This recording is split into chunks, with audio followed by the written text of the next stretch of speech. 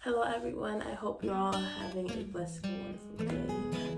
Happy Friday. Before we get into this video, I'm so sorry if I sound sick. It's the weather. I'm not sick, I promise you. But before we get into this video, make sure you like, share, comment, and subscribe. Turn on post notifications if you have not done so already. And before you get into this video, like I always say, go back and check out my last one before this one. Alright, let's go.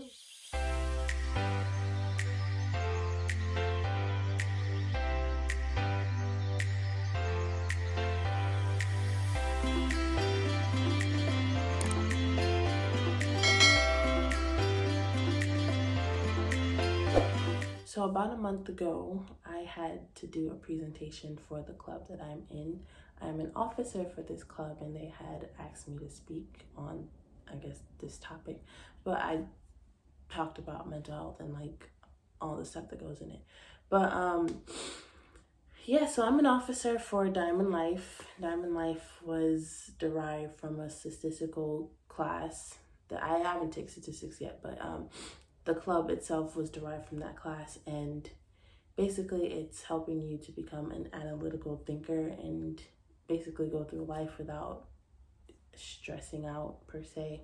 But yeah, I'm an officer in that club and I talked about mental health, and one of the things I talked about was ways to de-stress. And my brother this week was giving me ideas, and I was just like, you know, within the last few hours, I was thinking maybe I could, I guess, give you tips on how to de-stress. And I know that finals week is coming up for a lot of college, high school students, middle school students, and you know, it's very, very stressful.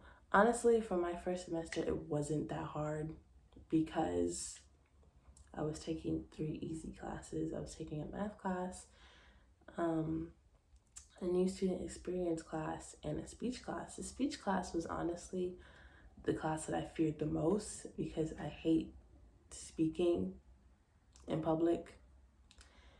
I never liked it, but honestly, that speech was pretty easy. Yeah, but okay, I'm gonna give you a few tips on how to de-stress. And number one is, I'm pretty sure everybody's favorite, go watch a movie. I have a few favorites. I'm gonna post some pictures somewhere, but I have a few favorites with me. I love the Jurassic franchise. They have been my favorite from I was like a child. Literally, almost have every single one on DVD in my room somewhere. But there's this one, and I also love Black Panther.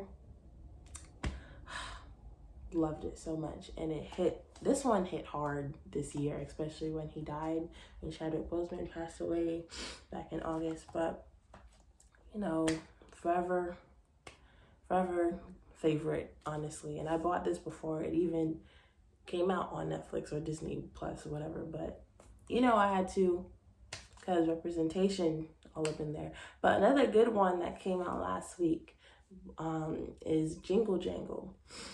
No, not the drug Jingle Jangle from Riverdale, but Jingle Jangle is, I don't want to give it away, but it's a new movie that came out last week, November 13th, I think it was. But movie was amazing, had me smiling the entire time. And I'm telling you, representation matters, especially in these type of movies. But next one is go for a walk.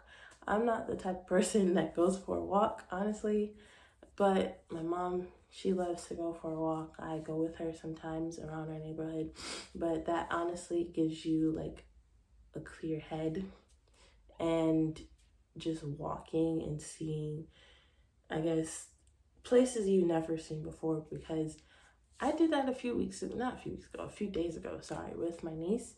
And you know, she's in, I'm pulling the cart and she's in the back, and but I've been in this community for over 5 years now, but next year will be 6. But I used to walk around at nighttime, but when I walked, it was like midday, and looking at all the different houses and people, it was just like, wow, I never knew that this was that side of the neighborhood. But I always stay on my side. But yeah, go for a walk, read a book. One of the books that I'm currently reading, well, I'm rereading, I read it last year, is Winter Street. It gives you the perspective of each character. So each chapter is basically how,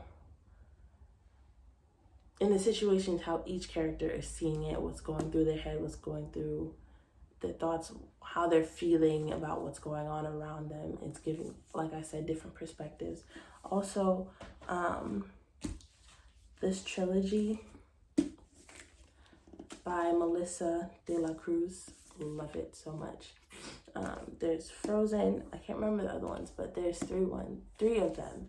This one I love so much. And my ultimate favorite is The Hate U Give. I'm telling you, this book is just like so good. And the movie is so good, but honestly I love the book more because in the movie it doesn't give you like everything, but it gives you the key points per se. But the book, it is literally so amazing, and I'm telling you, it's a good read. Another thing to do is spend time with friends and family members.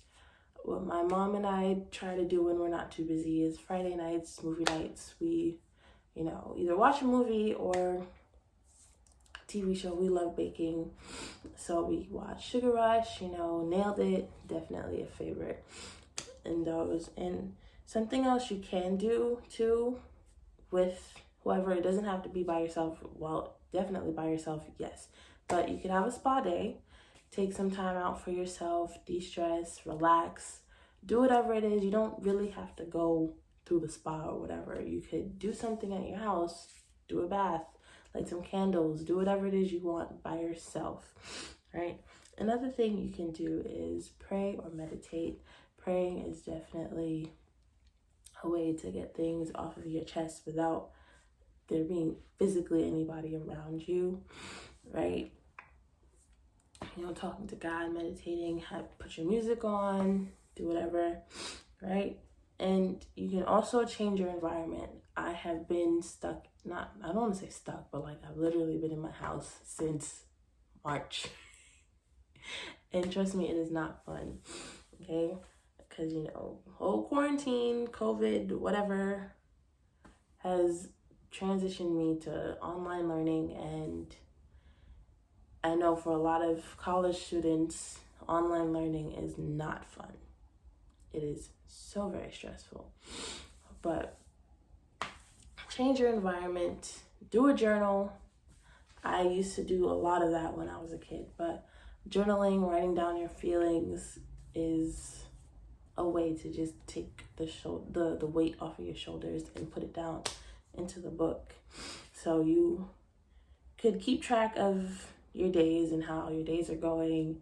If today was a good day, reward yourself. If yesterday was not such a good day, write it down. Write in the journal what exactly happened in that day. What could I have done better? What affected me so much? What can I do for the next day? And the last thing you can do is do a devotional. I'll post one somewhere that I did a few days ago, and it ties in with my last topic. Your past does not define you, and like taking control over your toxic thoughts. Because if you are holding on to baggage, it turns into something else in your brain, and you are holding on to that, and that is hurting you physically throughout the day, mentally. And if you don't let go of the toxic thoughts, let go of your past, like I said, it's going to keep bringing it into whatever it is you do, your relationships, anything that you do, your job, whatever responsibilities you may have. It's not going to allow you to focus properly. So yes, do a devotional. Try these things out for yourself. See if it helps you out, because again, 2020 has brought a lot to us. It has brought a lot of trauma, a lot of pain, a lot of deaths, a lot of nonsense, basically. It's exposing a lot of things, a lot of friendships, a lot of relationships. But try these things out for yourself. Oh my gosh, I can't talk. Try these things out for yourself and see if it really helps you out, especially for those who are starting to take their finals within the next couple of weeks, going back to family members or environments that are toxic for them and they need some sort of escape. Try them out for yourself. If you don't want to do it by yourself, that's understandable. Try it with a friend. You know, take a day out to hang out with a friend and try these things out for yourself and see how it works. So, anyways, I love you guys. I see you in my next video, Lord. In my next video. I'm starting to sound like my mom. See you in my next video. Have a wonderful weekend. And yeah.